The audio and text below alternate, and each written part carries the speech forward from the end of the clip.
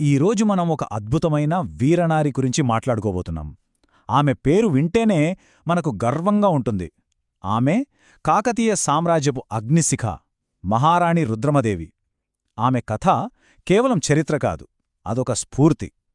ఆలోచించండి, ఎన్నో శతాబ్దాలు గడిచినా ఆమె ధైర్యం మన అందరికీ ఇప్పటికీ ఒక ఆదర్శం. సో పదండి, ఆమె ప్రయాణంలోకి మనం కూడా అడుగుపెడదాం. ఒక మహిళ రాజ్యాధికారం చేపట్టగలదా?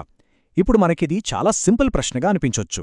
కాని మనం మాట్లాడుకుంటున్నది కొన్ని వందల సంవత్సరాల క్రితం. పురుషాధిక్యత రాజ్యమేలుతున్న ఆ రోజుల్లో ఒక మహిళ సింహాసనాన్ని అధిష్ఠించడమనేది అసలు ఊహించడానికి కూడా వీల్లేని విషయం. కాని ఈ సవాల్ను స్వీకరించి చరిత్ర గతిని మార్చేశారు రాణి రుద్రమదేవి. మరి ఈ అసాధ్యాన్ని ఆమె ఎలా సుసాధ్యం చేశారో వివరంగా చూద్దాం. సరే, మరి ఇక రాణి రుద్రమ కథలోకి లోతుగా వెళ్దాం. అసలు ఎవరు ఆమె? ఎలాంటి పరిస్థితులు ఆమెను కాకతీయ సామ్రాజ్యానికి మహారాణిని చేశాయి? ఆమె ప్రస్థానం ఎక్కడ మొదలైంది చూద్దాం. రుద్రమదేవి తండ్రెవరో తెలుసా? గొప్ప కాకతీయ చక్రవర్తి అయిన గణపతిదేవుడు. తల్లి సోమాంబ. అయితే గణపతిదేవునికి ఒక పెద్ద సమస్య ఉండేది. ఆయనకు పురుష సంతానం లేదు. ఆనాటి పరిస్థితుల్లో ఇది వారసత్వానికి ఎంత పెద్ద అడ్డంకో కదా. కాని గణపతిదేవుడు ఒక విప్లవాత్మకమైన, చాలా ధైర్యమైన నిర్ణయం తీసుకున్నాడు. తన కూతురైన రుద్రమదేవినే తన వారసురాలిగా ప్రకటించారు. క్రీస్తు శకం 1262లో ఆమెకు పాలనా బాధ్యతలను అప్పగించాడు. ఇది కేవలం ఒక నిర్ణయం కాదండి, సమాజ కట్టుబాటులను ధిక్కరించిన ఒక చారిత్రక ఘట్టమన్నమాట. ఆమె పట్టాభిషేకమనేది ఏదో కథల్లో చెప్పుకునేది కాదు, అది ఒక చారిత్రక వాస్తవం. దీనికి తిరుగులేని ఆధారం ఈ దుర్గీ శాసనం. ఆమెకు అత్యంత నమ్మకస్తుడైన సేనాని, కాయస్థ జన్నికదేవుడు వేయించిన ఈ శాసనం ఆమె పాలన చట్టబద్ధమైనదని రాతిమీద చెక్కిన ఒక పక్కా సాక్ష్యంలా నిలిచింది. అయితే సింహాసనం ఎక్కడం ఎంత కష్టమో దాన్ని నిలబెట్టుకోవడం అంతకంటే కష్టం కదా. రుద్రమదేవికి కూడా అధికారం పూలపాన్పులా దొరకలేదు. సింహాసనం ఎక్కిన మరుక్షణమే ఒకవైపు అంతర్గత కుట్రలు, మరోవైపు బయటి శత్రువుల దండయాత్రలు, ఇలా అన్ని వైపుల నుంచి సవాళ్లను ఎదుర్కోవలసి వచ్చింది. ఆమెకు ఎదురైన మొదటి అతిపెద్ద సవాలు ఎక్కడ్నుంచో తెలుసా? బయటనుంచి కాదు, ఆమె సొంత కుటుంబం నుంచే. అవును, అధికారం కోసం సొంత రక్త సంబంధికులే శత్రువులుగా మారారు. రుద్రమదేవి సవతి సోదరులైన హరిహరదేవుడు, మురారిదేవుడు ఒక మహిళ తమను పాలించడాన్ని అస్సలు సహించలేకపోయారు. వాళ్లు దాయాదిపోరుకు తెరలేపి ఆమెకు వ్యతిరేకంగా తిరుగుబాటు చేశారు. కాని రుద్రమదేవి ఏమాత్రం వెనక్కి తగ్గలేదు. తన అసామాన్యమైన రాజకీయ చతురతతో, సైనిక బలంతో వాళ్ల తిరుగుబాటును ఉక్కుపాదంతో అణచివేసింది. ఇది ఆమె పాలన ఆరంభంలోనే ఆమె సంకల్పం ఎంత దృఢమైనదో ప్రపంచానికి చాటి చెప్పింది. సరే, ఇంట్లో గొడవలు సద్దుమణిగేలోపే సరిహద్దుల నుంచి ప్రమాద ఘంటికలు మోగాయి. కాకతీయ సామ్రాజ్యంలో ఒక మహిళ పాలకురాలిగా ఉండటాన్ని బలహీనతగా భావించారు చుట్టుపక్కల రాజ్యాలవాళ్లు. యాదవులు, పాండ్యుల వంటి శక్తివంతమైన పొరుగు రాజ్యాలు ఇదే మంచి అవకాశమనుకుని కాకతీయ సామ్రాజ్యాన్ని కవలించాలని చూశాయి. ఇలాంటి క్లిష్ట పరిస్థితుల్లో రుద్రమదేవి కేవలం ఒక పాలకురాలుగా సింహాసనం మీద కూర్చోలేదు. ఆమె ఒక వీరయోధురాలిగా మారింది. తన సామ్రాజ్యాన్ని కాపాడుకోడానికి స్వయంగా కత్తిపట్టి యుద్ధరంగంలోకి దూకింది. ఆమె పాలనలో ఎదుర్కొన్న అతిపెద్ద బయటి ముప్పు ఏదంటే యాదవరాజు మహాదేవుడి దండయాత్ర. కాకతీయ సామ్రాజ్యం ఒక మహిళ చేతిలో ఉంది అని చాలా చులకనగా భావించాడు మహాదేవుడు. ఒక పెద్ద సైన్యంతో ఓరుగల్లుమీదకు దండెత్తాడు. ఇది రుద్రమదేవి సైనిక శక్తికి ఒక అగ్నిపరీక్ష లాంటిది. కాని రుద్రమదేవి వెనకడుగు వెయ్యలేదు.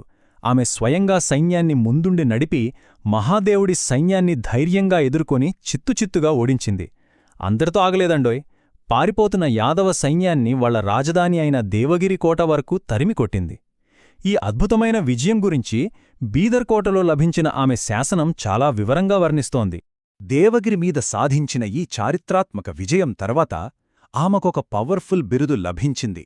అదే రాయగజకేసరి. ఈ బిరుదు అర్థం చాలా గంభీరంగా ఉంటుంది. రాయ అంటే రాజులు, గజ అంటే ఏనుగులు, కేసరి అంటే సింహం.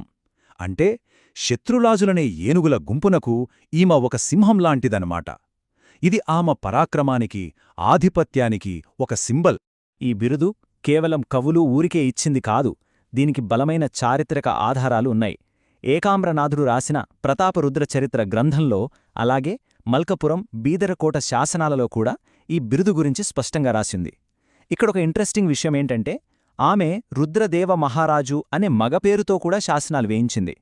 ఇది ఆనాటి సమాజంలో ఆమోదం పొందడానికి ఆమె అనుసరించిన ఒక అద్భుతమైన రాజకీయ వ్యూహమని చెప్పచ్చు. యుద్ధరంగంలో తన పరాక్రమాన్ని చూపించడమే కాదు, రుద్రమదేవి పరిపాలనలో కూడా అంతే నేర్పు చూపించింది. శత్రువులకు సింహస్వప్నంగా ఉంటూనే తన ప్రజలకు మంచి పాలన అందించింది. సరే, ఇప్పుడు ఆమె పరిపాలనా దక్షత గురించి చూస్తాం. ఆమె పాలనలో చేసిన అతి ముఖ్యమైన సంస్కరణ నాయంకర వ్యవస్థను పటిష్టం చేయడం. ఇంతకీ ఏమిటిది? ఇది ఒక రకమైన సైనిక పరిపాలనా వ్యవస్థ అన్నమాట. సింపుల్గా చెప్పాలంటే, తన నమ్మకస్తులైన నాయకులకు వాళ్లు చేసే సైనిక సేవలకు ప్రతిఫలంగా భూములివ్వడం. దీనివల్ల 2 లాభాలున్నాయి. 1, రాజ్యానికి నమ్మకమైన సైన్యం ఎప్పుడూ రెడీగా ఉంటుంది. 2, పరిపాలన వికేంద్రీకరణ జరిగి చాలా సులభమవుతుంది. రుద్రమాదేవి కీర్తి కేవలం దేశ సరిహద్దులకే పరిమితం కాలేదండి. ఆమె ఖ్యాతి ఖండంతరాలు దాటింది అనడానికి ఒక పెద్ద సాక్ష్యముంది. ఎవరో తెలుసా? సాక్షాత్తు ప్రఖ్యాత వెనీష్యాత్రికుడైన మార్కోపోలో. ఆయన ఆమె పాలనాకాలంలో కాకతీయ రాజ్యాన్ని సందర్శించి ఇక్కడి సంపద, వాణిజ్యం, ముఖ్యంగా రుద్రమదేవి సమర్థవంతమైన పాలన గురించి ఎంతో గొప్పగా తన యాత్రా గ్రంథంలో రాసుకున్నాడు. ఆలోచించండి, ఒక ఇంటర్నేషనల్ రికగ్నిషన్ అన్నమాట. అయితే ఏ ఒక్క విజయమూ ఒంటరిగా రాదు కదా. రుద్రమదేవికి వెన్నెముకలా నిల్చారు ఆమె సేనానులు. రేచర్ల ప్రసాదిత్యుడు, కాయస్థ జన్నిగదేవుడు, గోణ గన్నారెడ్డి, ఇందులూరి అన్నయ్య, ఇలా ఎందరో శక్తివంతమైన విశ్వాసపాత్రులైన సేనానులు ఆమెకు అండగా నిల్చి ఆమె విజయాలలో చాలా కీలక పాత్ర పోషించారు. ప్రతి వీరఘాతకు ఒక ముగింపు ఉంటుంది. కాని రుద్రమదేవి ముగింపు ఓటమి కాదు. అదొక యోధురాలికి లభించే అత్యున్నత గౌరవం. అదే వీరమరణం. ఆమె జీవితంలోది చివరి అధ్యాయం కూడా అంతే వీరోచితంగా సాగింది. విధి ఎంత విచిత్రమైనదో చూడండి. ఆమె చివరి పోరాటం బయటి శత్రువుతో కాదు, ఒకప్పుడు తనకే సామంతుడుగా ఉన్న కాయస్థ అంబదేవుడితో. కడప ప్రాంత పాలకుడైన ఈ అంబదేవుడు కాకతీయ సార్వభౌమత్వాన్ని ధిక్కరించి తిరుగుబాటు జెండా ఎగరేశాడు. ఇది రుద్రమదేవి అస్సలు సహించలేని ద్రోహం. మరి ఆమె చివరి క్షణాలు ఎలా గడిచాయో మనకు ఎలా తెలిసింది? దానికి కారణం నల్గొండ జిల్లాలోని ఈ చందుపట్ల శాసనం. ఈ ఒక్క చారిత్రక ఆధారం ఆమె జీవితంలోని చివరి ఘట్టాన్ని మన కళ్లకు కట్టినట్టు చూపిస్తుంది. ఒకవేళ ఈ శాసనం దొరకకపోయి ఉంటే ఆమె వీరమరణం గురించిన నిజాలు చరిత్రపుటల్లో ఎక్కడో కలిసిపోయేవేమో. ఈ చందుపట్ల శాసనం ప్రకారం క్రీస్తుశకం 1289 నవంబర్ 27న అమ్మదేవుడి తిరుగుబాటును అణచటానికి జరిగిన యుద్ధంలో రుద్రమదేవి మరియు ఆమె నమ్మకస్తుడైన సేనాని మల్లికార్జునుడు ఇద్దరూ వీరమరణం పొందారు. ఆలోచించండే, దాదాపు 70 ఏళ్ల వయసులో కూడా ఆమె వెన్ను చూపకుండా యుద్ధభూమిలో కత్తిపట్టి పోరాడుతూనే ప్రాణాలర్పించింది. ఇది ఆమె అకుంఠిత ధైర్యానికి నిలువెత్త నిదర్శనం. చూశారుగా, రుద్రమదేవి కథ కేవలం కల్పనగాదు. ఆమె జీవితంలోని ప్రతి ముఖ్య ఘటానికి మన దగ్గర పక్కా ఆధారాలున్నాయి. ఆమె పట్టాభిషేకానికి దుర్గి శాసనం, యాదవులపై విజయానికి బీదర్కోట శాసనం, ఆమె బిరుదుకు మల్కపురం శాసనం, చివరికి ఆమె వీరమరణానికి చందుపట్ల శాసనం, ఇలా ప్రతి సంఘటనకు రాతిమీద చెక్కిన చెరగని సాక్ష్యాలున్నాయన్నమాట. ఇవి ఆమె చరిత్రకు సజీవ సాక్ష్యాలు. సో, అన్ని అడ్డంకులను, సమాజ కట్టుబాట్లను అధిగమించి దాదాపు 3 దశాబ్దాల పాటు ఒక సామ్రాజ్యాన్ని విజయవంతంగా పరిపాలించిన రుద్రమదేవి కథ మనకు ఈరోజు ఏం నేర్పుతోంది?